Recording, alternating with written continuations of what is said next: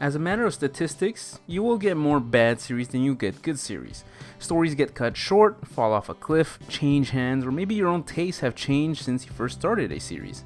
For the most part, the series that survive that initial acknowledgement phase from the audience tend to have strong starts, with the first 2 or 3 chapters being fascinating and captivating with a clever premise. But every so often though, we have the exact opposite, a series whose start was average at best, but good enough to retain the audience, but seemingly flourishes somewhere down the line and cements itself as a great story. You've definitely seen or heard this from a friend before. The show gets good at season 2, the novel gets going at chapter 12, the movie picks up at that twist in the middle. I just recently had such an experience. After my last video on Slave B, I took another dive in the world of Korean webcomics. Like any medium, there were some good, some bad, and some okay. One of them that had initially fallen under okay for me suddenly unleashed a surprising upswing. That series had the awful name of SSS-Class Suicide Hunter, which I must reiterate has a very awful name. In the same way there was a wave of isekai series just a short time ago, the success of series like Solo Leveling and Tower of God has brought a trend of video game and real life premises to the forefront, and I thought Suicide Hunter was just another one in that basket. In fact, even in hindsight, it's hard not to think that it would have been just any other series.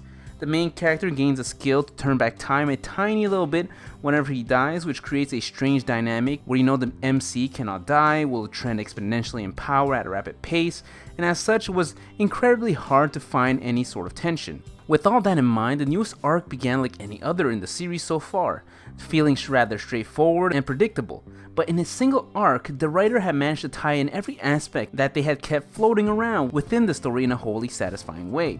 The single arc has given the series new life and has since pushed the story from a B- to something border between B+ and A-. All the gripes that I've had in the series so far felt tackled in one way or another, and while I think more can be done, this is a massive step forward for the story and has ignited an interest in the series that had been somewhat weak since the beginning.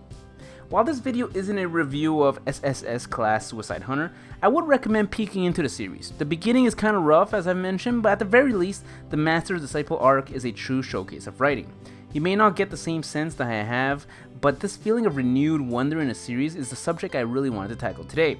And let's say you didn't like SSS-Class Suicide Hunter, it is at the very least a pretty read.